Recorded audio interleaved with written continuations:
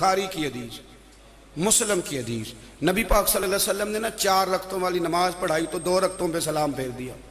صحابہ خاموش ہیں سارے، چپ، ہم نہیں بولتے. ایک صحابی تھے، ان کا نام تھا حضرت ذوالیدین رضی اللہ تعالیٰ. ان کے ہاتھ ذرا لمبے تھے، تو ایک دن حضور نے فرمایا یا ذوالیدین، او لمبے ہاتھوں والے.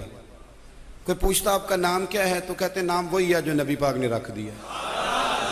2 ہاتھوں والے نام پڑ گیا. باقی سارے لوگ خاموش بیٹھے ہیں، کوئی نہیں بولا. یہ ذرا سادے آدمی تھے، بولے، لیکن بڑے ادب اداب کا خیال رکھ کے بولے. اٹھے، بات ساری اللہ کریم پہ ڈال دی. کہنے لگے یا رسول اللہ، اللہ نے نماز چھوٹی کر دی ہے یا اللہ نے آپ کو بلا دیا ہے؟ اللہ نے نماز چھوٹی کر دی ہے یا آپ کو بلا دیا ہے؟ تو حضور فرمانے لگے کیا ہو گیا ہے؟ حضور مجھے لگتا ہے آپ نے 2 رکعتیں پڑھائی ہیں. نبی پاک نے فرمایا کیوں بھی ابو بکر کتنی پڑھائی ہیں؟ عرض کی حضور مجھے کوئی نہیں پتا، مجھے نہیں پتا، میں تو پڑھنے آیا ہوں. کو رکھتے کتنی تھوڑی ہے، جتنی پڑھاؤ گے چپ کر کے پڑھ لیں گے. عزت اسلام کے لیے ضروری ہے کہ عزت رسول کی جائے. مسلمانوں کا ہر فرقہ نبی تک ایک ہے.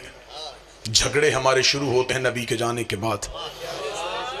کوئی صحابہ کو مانتا ہے، کوئی اہل بیت کو مانتا ہے. فرق صرف اتنا ہے، جو نبی سے پیار کرتے ہیں انہیں صحابی کہتے ہیں، جن سے نبی پیار کرتا ہے انہیں اہل بیت کہتے ہیں. جو بول سکے وہ زحمت فرما سکے.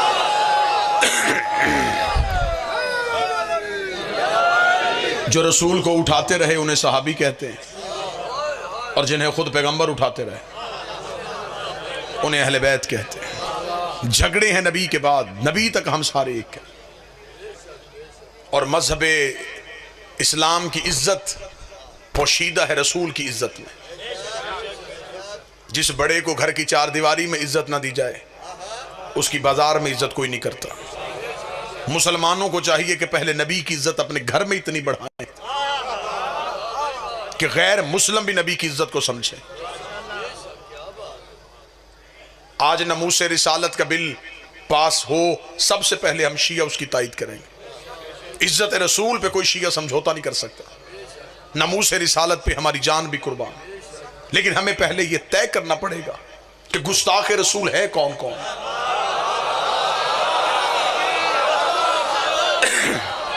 آپ کے پاس گستاخ رسول کا معیار کیا ہے؟ شیعہ مذہب سے پوچھو تو میں منبر سے پڑھتا ہوں. جو نبی کو 40 سال کے بعد نبی سمجھے وہ بھی نبی کی توہین کرتا ہے. جو رسول کو دائی کا دودھ پلائے وہ بھی رسول کی توہین کرتا ہے. جو نبی کو جبریل کا شاگرد سمجھے وہ بھی نبی کی توہین کرتا ہے.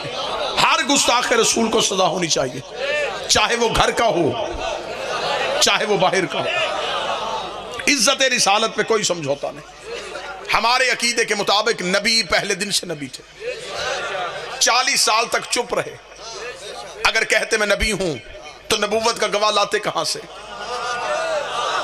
جو قریب بیٹھو یہ زحمت فرما. اگر کہتے میں رسول ہوں تو رسالت کا گواہ کہاں سے لاتے؟ کیونکہ رسول نے آ کے یہ نہیں کہا کہ میں مکے میں آ کے نبی بنا ہوں. رسول کا اعلان ہے کنت نبیا آدم بین الماء والطین. میں اس وقت بھی نبی تھا جب آدم مٹی اور پانی کے درمیان تھا. گواہ وہ چاہیے تو جو سامنے کھڑا ہو کے کہے کنت ولیا آدم بین الماء والطین. میں اس وقت بھی ولی تھا جب تو نبی تھا. 40 سال تک چپ رہے صرف گواہی کی وجہ سے کہ علی آئے اور میری رسالت کی گواہی دے. جس کی گواہی دینے سے رسالت مکمل ہوتی ہے اس کی گواہی چھوڑنے سے تیری نماز کیسے مکمل ہو سکتی؟ رسول نے کہا کہ علی آئے اور میری گواہی دے. 40 سال اپنے کردار سے منوایا کہ اسلام کیا ہے. چلے جو اس موسم میں زبان ہلائے وہ مجھ پہ احسان کرے گا. میں جملہ بدلتا ہوں. 40 سال قرآن بن کے دکھایا، پھر قرآن پڑھ کے سنایا. 40 سال تک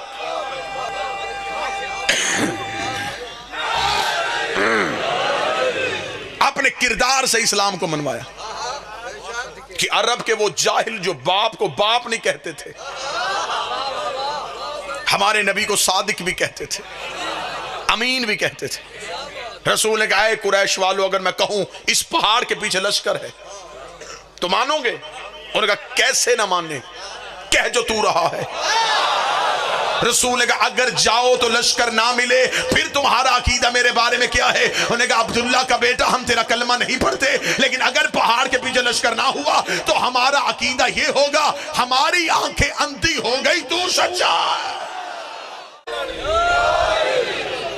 شیعہ مذہب میں اگر عقیدہ رسالت سننا ہو تو ہم نبی کو 40 سال کے بعد نبی نہیں سمجھتے، ہم نبی کو پہلے دن سے نبی سمجھتے۔ یہ کوئی احترام رسالت نہیں ہے۔ نبی 40 سال کے بعد نبی بنے، بکریاں چرایا کرتے تھے، دائی دودھ پلا کے چلی گئی تھی۔ دائی نے دودھ کیوں پلایا؟ وہ کہتے اس لیے کہ امیروں کے بچے امیروں کی دائیاں لے گئی تھی، امیروں کے بچے امیروں کی دائیاں لے گئے، غریبوں کے بچے غریبوں کے دائیاں لے گئے۔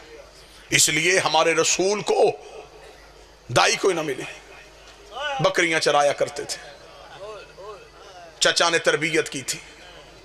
آج کے دور میں رشتہ ڈھونڈنے سے پہلے والدین پوچھتے ہیں بچہ کرتا کیا ہے؟ ہر شریف خاندان کا سوال ہے، اور جواب دینے والا کہے جی کچھ بھی نہیں کرتا، گھر بھی اپنا کوئی نہیں،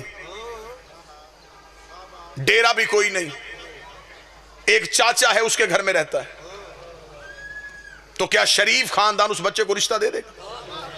اب مجھے نہیں پتا کہاں کہاں سے مجمع آیا ہے، میں سطر کہہ کے چہروں سے اندازہ کروں گا کہ کہاں کہاں بات سمجھ گئی اور کہاں کہاں ابھی تک سوچ میں گم ہے کہ یہ کیا کہا گیا ہے۔ مجھے ممبر حسین کی عزت کی قسم ہے اگر تم نے تاریخ میں یہی لکھ دیا تھا کہ نبی بکریاں چرایا کرتے تھے اور نبی کو دائی لے کے چلی گئی تھی اور نبی غریب تھے، نبی کے گھر نہ سونا اور چاندی تھی، نبی کو چچا نے پالا تھا، اگر تیرے نبی کی یہی حالت انہیں کتابوں میں لکھی ہے تو مجھے بتائی عرب کے بڑے بڑے سردار گھر آ کے بیٹیوں کے رشتے کیوں دیتے رہے؟ وہ سیدوں کی ماں، وہ بی بی خدیجۃ الکبریٰ، وہ ملیکۃ العرب شہزادی، وہ عرب کی عرب پتی بی بی، جب نبی کے گھر آئی خالی ہاتھ نہیں آئی، دولت کے ڈھیر لے کے آئی، سونے کی انبار لے کے آئی، اور تاریخ اس بات کی گواہ ہیں یہ عرب کے گستاخ ننگی تلواریں لے کے نبی کے دروازے پہ آ کے کہہ رہے تھے یتیم عبداللہ ہم تجھے قتل کرنے کے لیے آئے ہیں، تو ہمارے خداؤں کو برا کہتا ہے۔ پردے کے اندر بیٹھی سیدوں کی ماں نے کہا تھا مولا تو پریشان نہ ہونا، تیری جوتیوں کی قسم یہ جتنے تیرے دروازے میں بھونکنے آئے ہیں یہ سارے ہی میرے قرض دار ہیں، یہ سارے ہی میرے نمک خار ہیں۔ بی بی نے پردے کے پیچھے کھڑی ہو کے آوازیں پہچان پہچان کے کہا تھا اور فلاں ابن فلاں بتا کہ تیرے باپ نے میرا اتنا قرضہ نہیں دینا، اور فلاں کا بیٹا بتا کیا تو میرے مزدور کا بیٹا نہیں ہے؟ سب نے ہاتھ باندھ کے کہا بی بی غلطی ہو گئی، معافی کیسے ملے گی؟ فرمایا ایک ہی شرط پہ میرے محمد کے کلمے پڑھتے جاؤ، قرضے معاف کروا